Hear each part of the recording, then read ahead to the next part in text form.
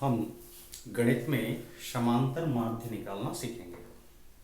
ठीक है, समांतर माध्य क्या होता है उसको हम यहाँ पर समझेंगे। मान के चलो होता क्या है कि बहुत सारे जो संख्या रहते हैं उनका हमको समांतर माध्य निकालने का रहता है। ठीक है, तो हम लेते हैं जैसे मान के चलो उम्र के बारे में। ठीक है, उम्र के बारे में लेते हैं। जैसे राम है, राम का उम्र कितना है मान के चलो 30 वर्ष।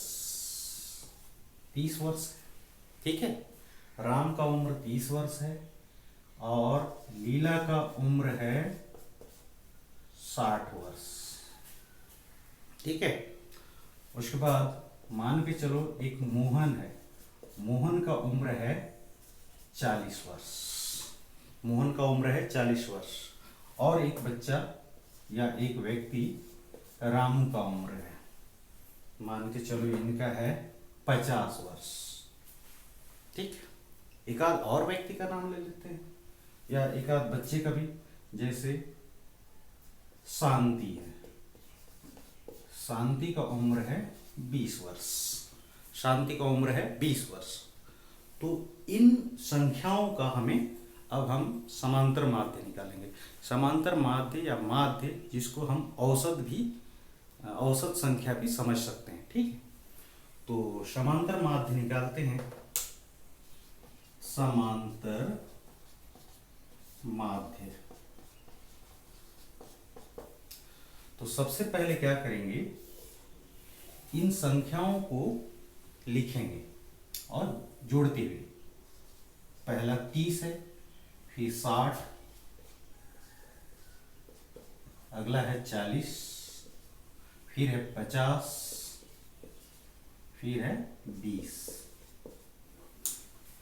तो सभी के उम्र को हमने यहां पर लिख दिया। अब कितने व्यक्ति हैं पूरे? 1 2 3 4 5, पूरे हमारे 5 व्यक्ति हैं। तो हम 5 से इसको भाग दे देते हैं। ठीक है, तो अब हमें समांतर माध्य निकालने के लिए अगला स्टेप में जाना होगा। तो सबसे पहले जोड़ लेते हैं इनको। 30 और 60 90, 90 और 40 130, 130 और 50 180 और 20 200। 200, ठीक है, 200 और नीचे कितना है 5।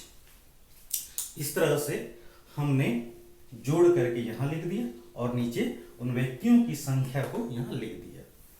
तो इसको हमें ऐसा देखने से ही पता चलता है कि इसको हम भाग करना है या हमें भाग करके इसका हल निकालना है। तो आप चाहे तो ऐसा भी भाग दे सकते हैं, 200 को 5 से भाग दे सकते हैं, या तो फिर हम सीधे सीधे यहीं से हम भाग कर सकते हैं। तो क्या आएगा, 5 एकम 5, 5 चौक 20 और 5 शून्य 0। ठीक है, तो ऊपर में 40 आया। तो इस तरह से हमारा समांतर माध्य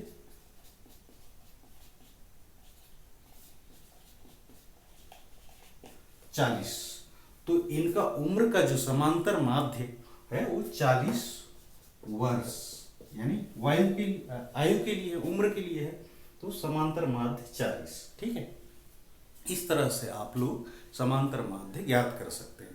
आप चाहे तो बहुत सारी संख्या को ले सकते हैं, छोटी संख्या ले सकते हैं, बड़ी संख्या ले सकते हैं, कम संख्या ले सकते हैं। जैसे मान के चलो 7 8 9 10 11 इस तरह से, या फिर 50 70 80 या 100 200 इस तरह से कुछ भी संख्या को ले सकते हैं। और उन संख्याओं को सबसे पहले जोड़ें और उन संख्याओं की संख्या, कितनी संख्या है उनको जो है ना आप नीचे भाग देंगे। तो इस तरह से आपका समांतर माध्य निकल जाएगा। तो उम्मीद करता हूँ कि आप लोग समांतर माध्य कैसे निकालेंगे ये आप सीख गए होंगे। तो बच्चों, अब अगला हम जब भी आप करेंगे तो समांतर माध्य इस तरह से आप निकाल सकते हैं।